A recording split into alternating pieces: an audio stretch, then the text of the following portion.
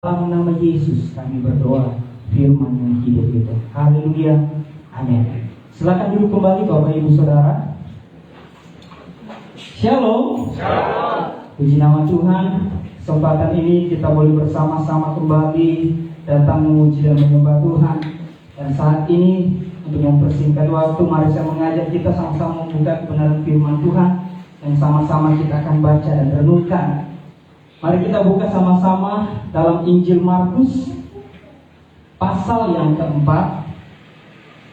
Injil Markus pasal yang keempat, ayat yang ke-36, mulai dari ayat yang ke-36 sampai dengan ayat yang ke-40.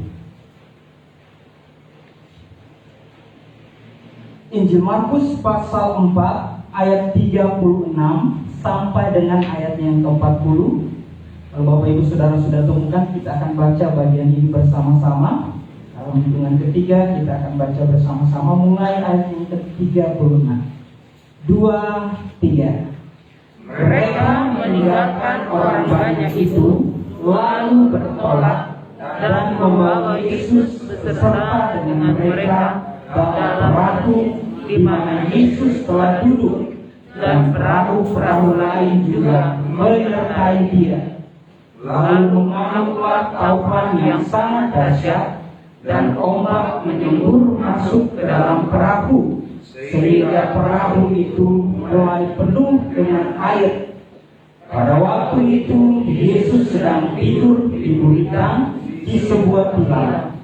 Maka murid-muridnya membangunkan Dia dan berkata kepadanya, "Guru, engkau tidak peduli kalau kita binasa?"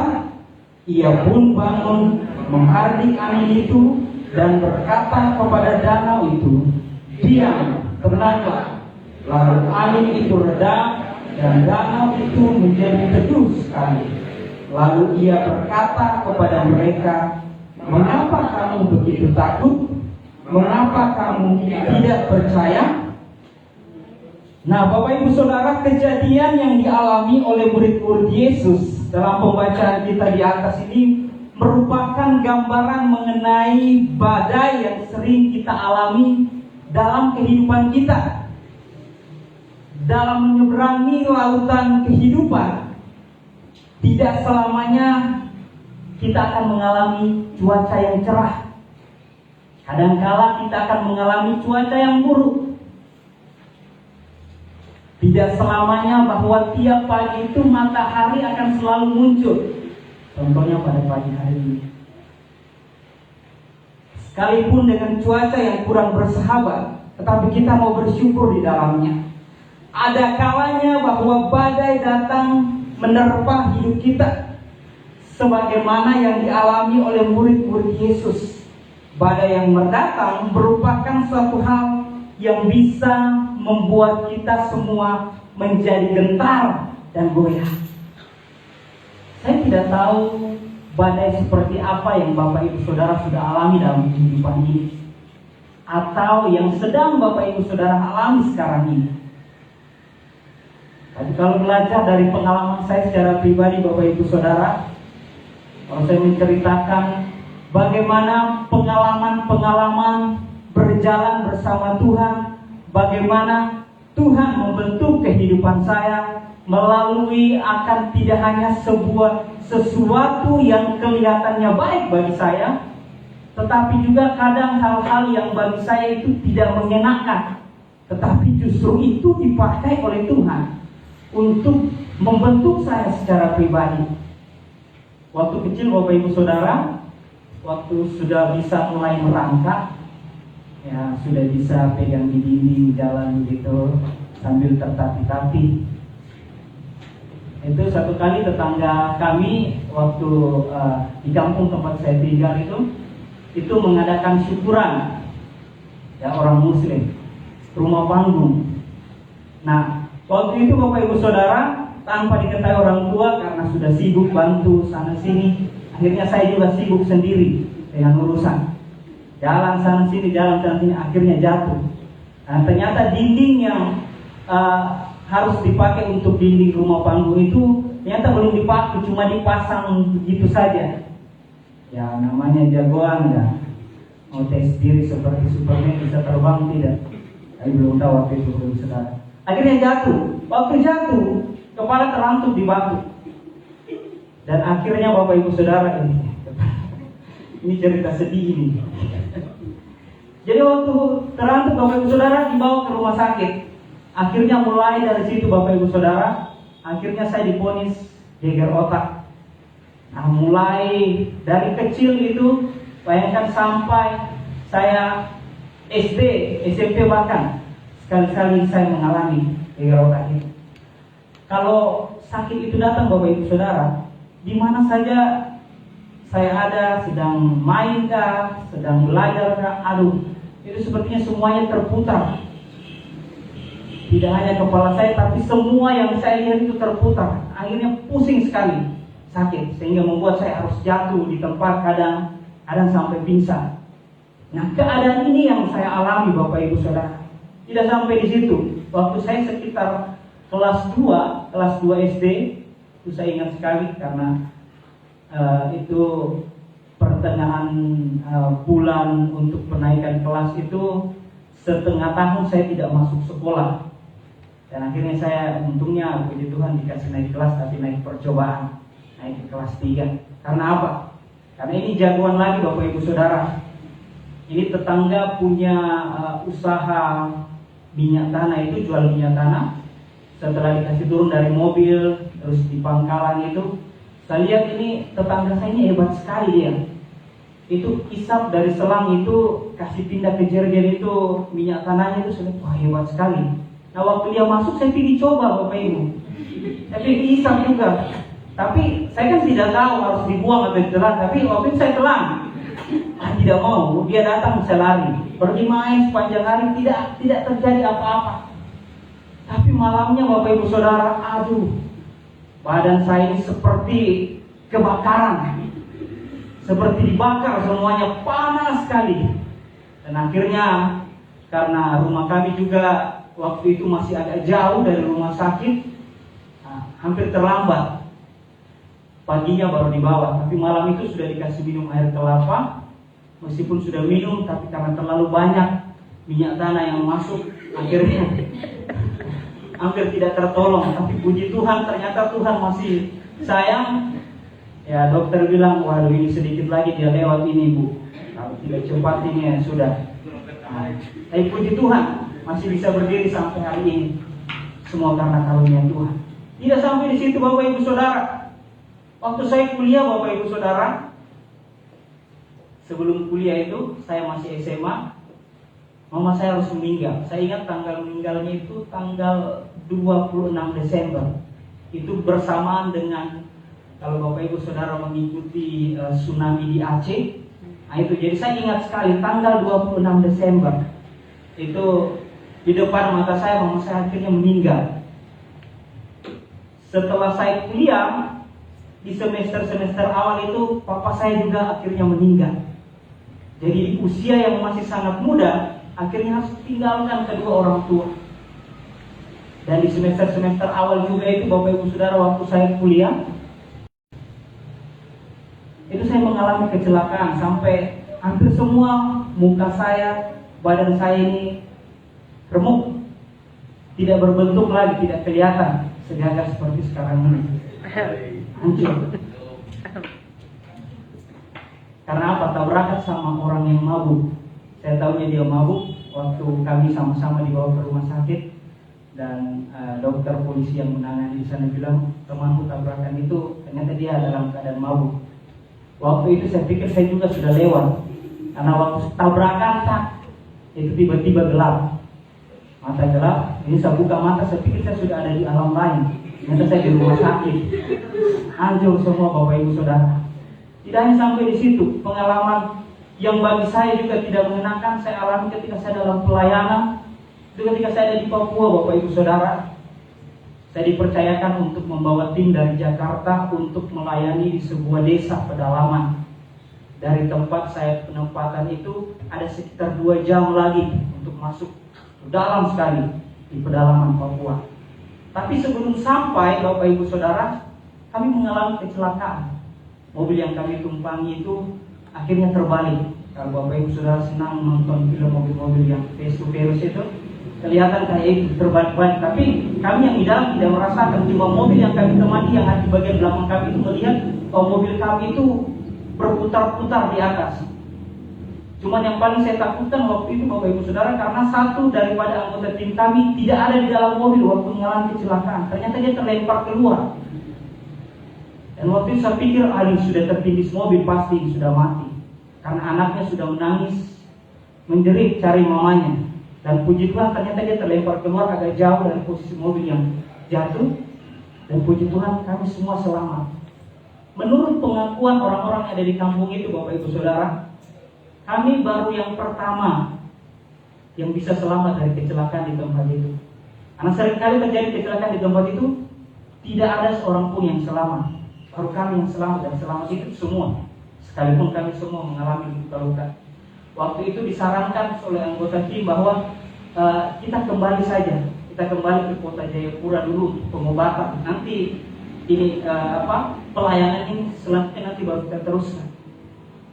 Tapi saya berpikir, aduh, ini orang di sana ini sudah tunggu kita 3 hari 3 malam ini untuk tim ini datang, karena mereka sangat haus untuk dilayani. Jadi saya bilang tidak bisa. Tetapi banyak yang mengambil keputusan untuk tidak melanjutkan perjalanan karena keadaan dan kondisi yang kami alami. Mobil hancur. Jadi sisa ada 1 mobil saja, dan itu yang pulang balik akhirnya. Tapi pada akhirnya puji Tuhan kami sama-sama melanjutkan perjalanan. Tapi setelah itu, sebelum itu kami berdoa dulu, minta kekuatan daripada Tuhan. Kalau Tuhan mau kami melanjutkan, kalau Tuhan mau kami pulang, mana yang Tuhan mau. Akhirnya setelah berdoa, semua memutuskan kita lanjut. Jangan biarkan kuasa kejahatan ini menang. Nah, perjalanan seperti ini Bapak Ibu Saudara yang terjadi dalam kehidupan saya secara pribadi, setelah saya merenungkannya, melihat bagaimana karya tangan Tuhan yang ajaib menolong, menyertai dalam keadaan-keadaan yang bagi saya itu adalah sesuatu yang tidak mengenakan, tetapi ternyata itu dipakai oleh Tuhan untuk membentuk saya menjadi pribadi yang lebih kuat.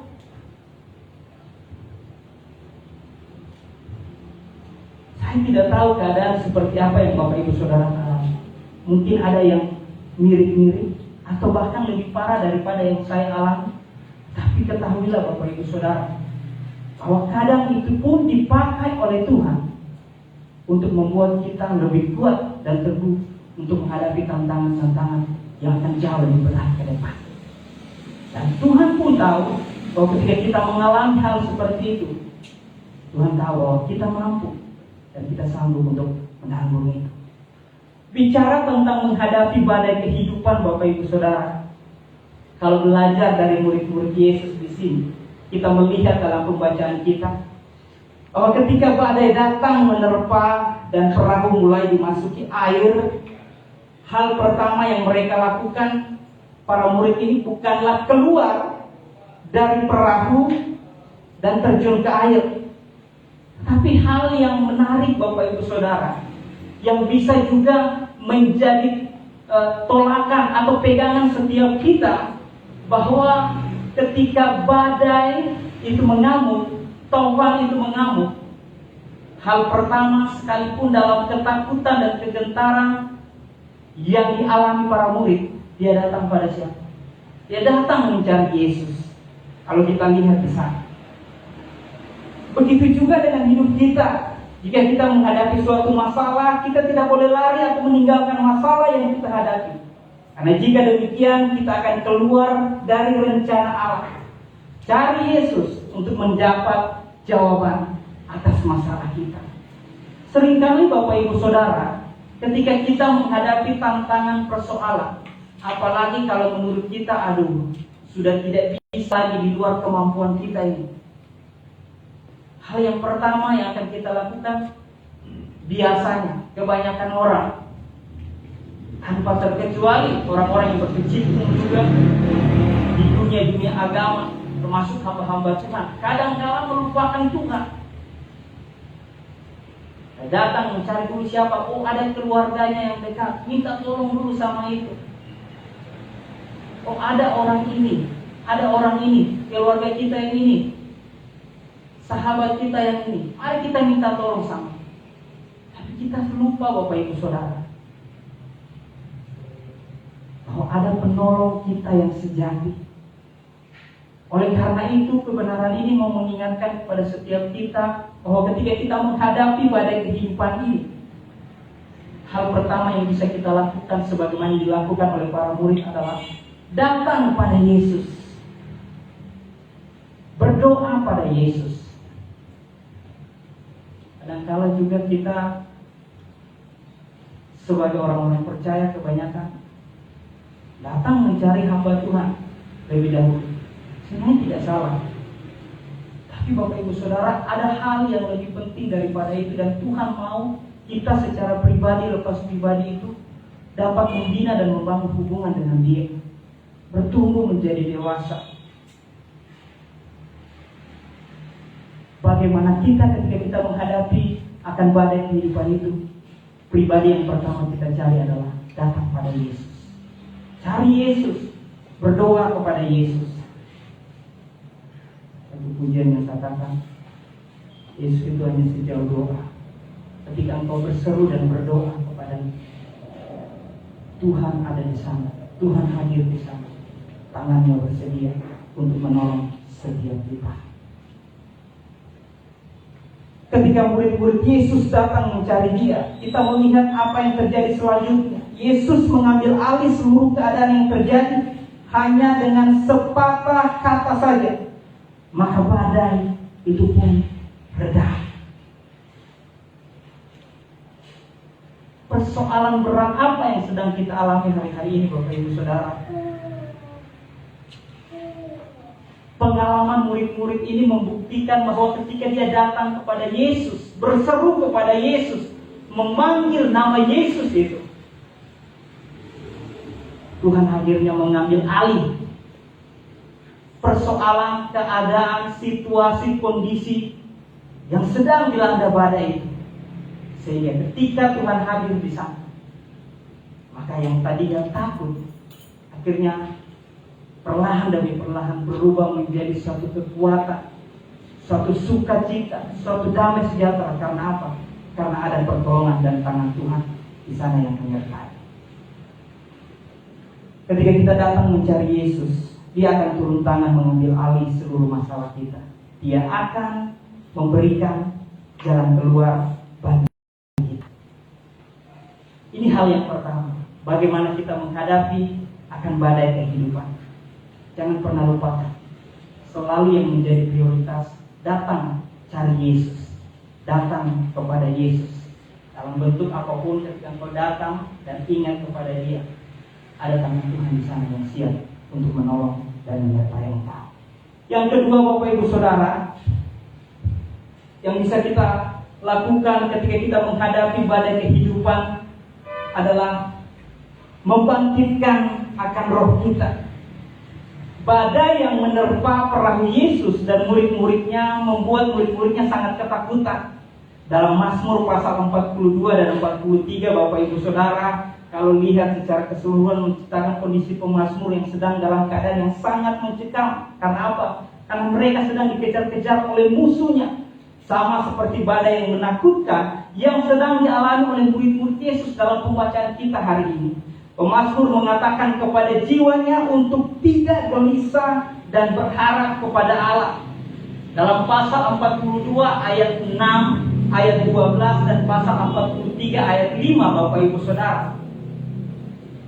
Itu menyatakan di sana tentang mengapa engkau tertekan hai jiwaku dan gelisah di dalam diriku.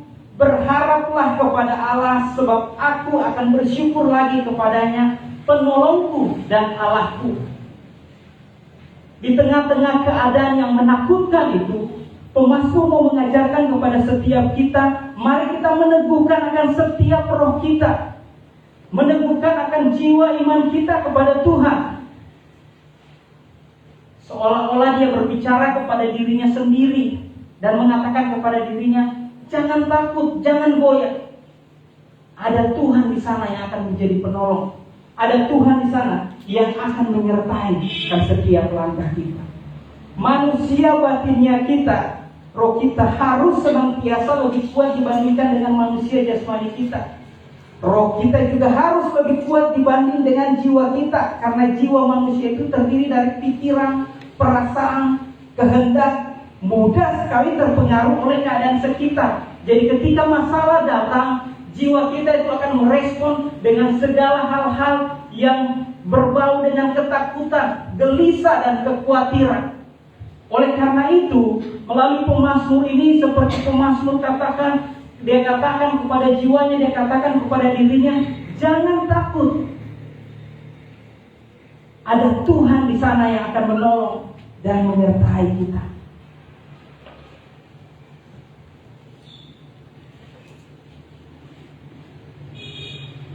Kalau dalam 2 Korintus 4 ayat 16 katakan begini, Bapak Ibu Saudara.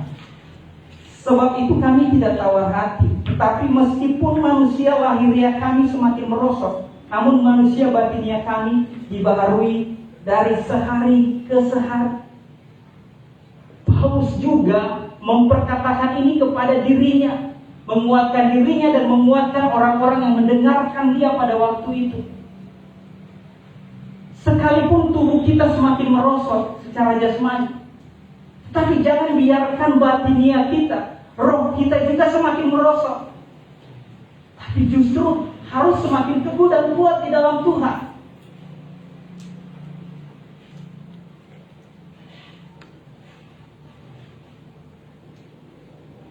Orang yang kuat fisiknya, secara fisik kuat, belum tentu secara roh mereka kuat, Bapak Ibu Saudara. Saya berikan contoh. Perempuan ini, Bapak Ibu Saudara, kalau kita lihat, secara fisik mereka lemah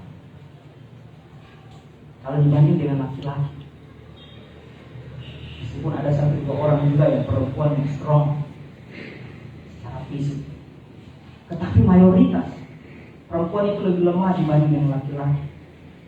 Tetapi tidak halnya secara batinnya, Bapak Ibu Saudara. Perempuan itu lebih kuat daripada laki-laki. Kenapa saya katakan demikian, Bapak Ibu Saudara? Kalau Bapak Ibu Saudara hadir di persekutuan doa, di ibadah-ibadah, kebanyakan yang hadir itu kebanyakan perempuan.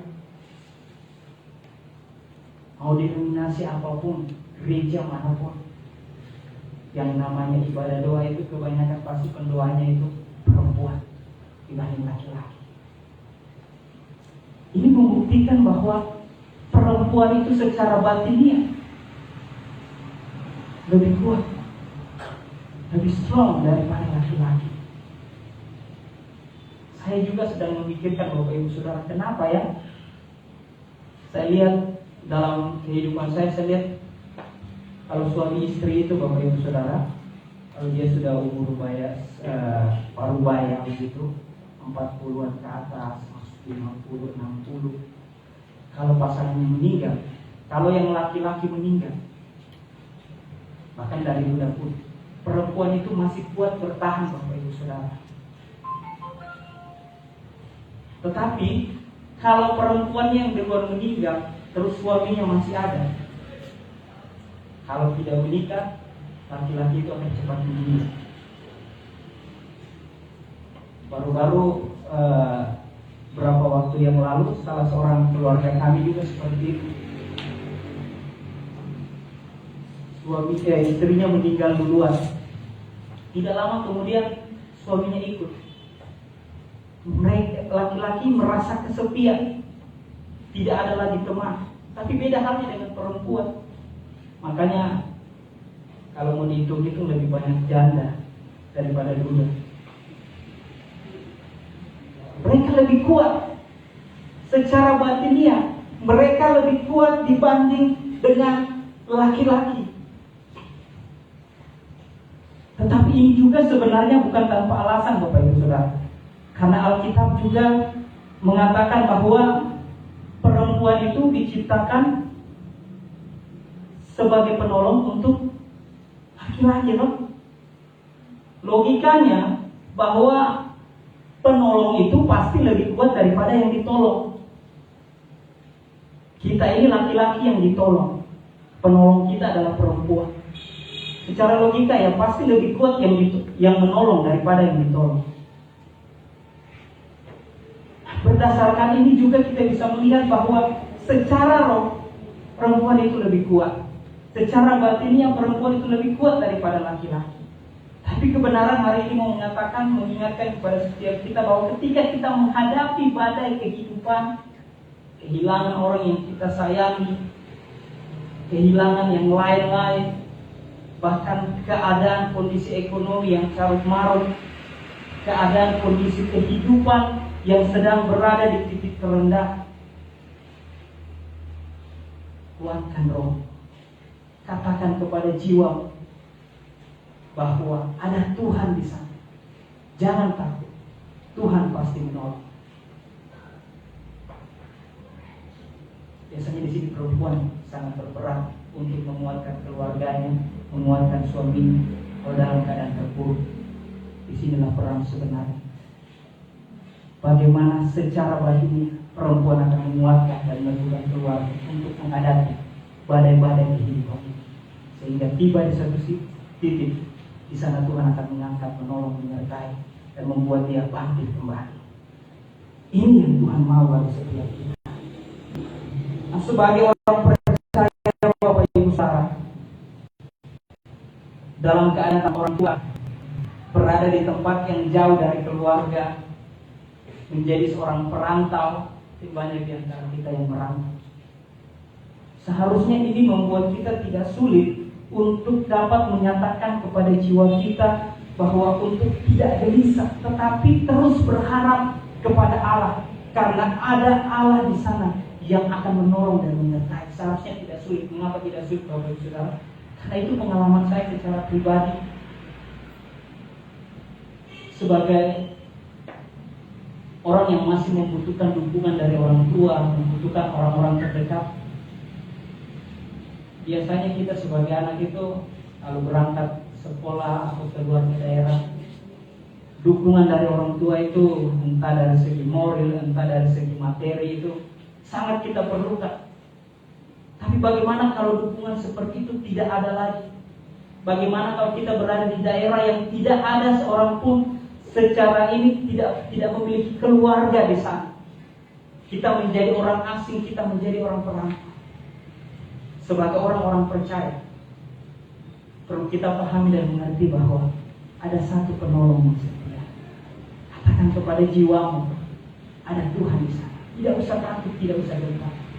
Inilah yang membuat akhirnya saya, Bapak Ibu Saudara, dapat berdiri sampai hari ini, bisa ada sampai hari ini. Sekalipun di tengah-tengah yang menurut kita berada di tengah-tengah orang asing yang tidak mengenal kita, ditinggalkan oleh orang-orang yang kita sayangi dan kasihi. Tetapi ingat, selalu ada Tuhan di sana yang akan menyertai, menolong kita. Hal yang selanjutnya Bapak Ibu Saudara, bagaimana ketika kita menghadapi akan badai kehidupan.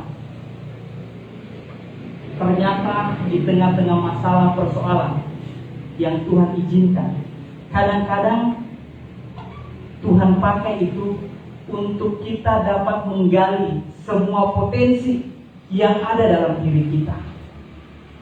Kalau kita lihat di ayat 40 Bapak Ibu Saudara, ketika badai menerpa perahu mereka pada saat itu, Yesus bertanya kepada murid-muridnya, "Mengapa kamu menjadi takut?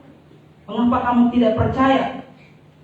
Yesus sebenarnya sedang mencoba membantu murid-muridnya ini untuk mengenali potensi yang sebenarnya yang ada dalam diri mereka. Karena Yesus tahu bahwa murid-muridnya ini sanggup menghadapi masalah seberat apapun. Bahkan mereka mampu memiliki iman yang dapat mengalahkan dunia. Kuasa yang sama juga sebenarnya ada dan turun ke atas setiap murid-murid Yesus, setiap kita yang telah percaya kepadanya. Dan Tuhan mau agar kita semua menyadari bahwa ada potensi yang luar biasa yang ada dalam setiap umatnya. Mungkin saat ini kita tidak menyadari potensi tersebut, tapi ketika kita mencoba untuk mengenali potensi diri kita dan menggali potensi tersebut, maka kita akan melihat bahwa Tuhan sedang memproses dan ingin memakai kita dengan luar biasa. Masalah dan persoalan kadang dipakai oleh Tuhan untuk kita dapat mengenali potensi kita. Jadi jangan buru-buru dulu untuk meminta Tuhan angkat persoalan ini, angkat masalah ini. Mungkin saja masalah dan persoalan itu dipakai oleh Tuhan sehingga kita dapat mengenali potensi diri kita. Bapak Ibu Saudara kenal Harlan Sanders atau lebih dikenal dengan Colonel Sanders? Tahu siapa? Itu temanmu? Bukan keluarga juga. Tapi kalau KFC kenal ya? Tahu pasti, rata-rata semua tahu, pernah makan di sana KFC. Nah, Colonel Sanders ini atau Harlan Sanders ini adalah pendiri daripada KFC ini.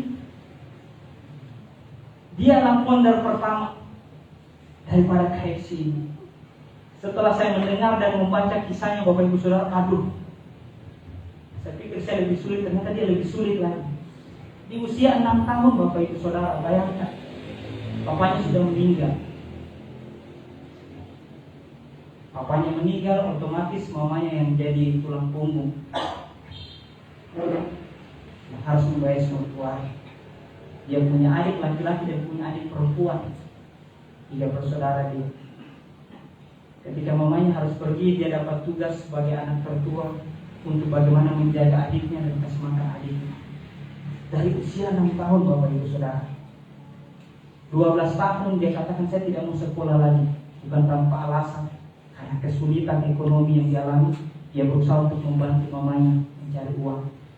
Akhirnya kerja di sawah, dia ganti-ganti pekerjaan sebanyak mungkin, Bapak Ibu Saudara. Dan pekerjaan-pekerjaan di Kulit itu selalu saja gagal. Menjadi penjaga gerbong, kereta api, bahkan sempat menjadi pengacara. Tetapi dia harus juga harus melepaskan titelnya sebagai pengacara. Karena apa?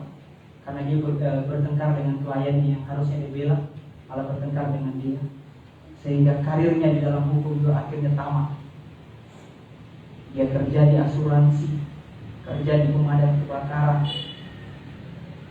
Ternyata kesulitan-kesulitan itu membawa dia akhirnya menemukan potensi dirinya yang sebenarnya, yaitu keahlian dalam memasak. Karena dari sejak kecil, umur 6 tahun, Bapak Ibu Saudara, dia ditugaskan oleh ibunya untuk masakan adiknya. Dia masak mulai dari 6 tahun itu terus menerus sampai adiknya besar. Akhirnya itu yang akhirnya dia temukan, dan dia akhirnya sukses di usia berapa?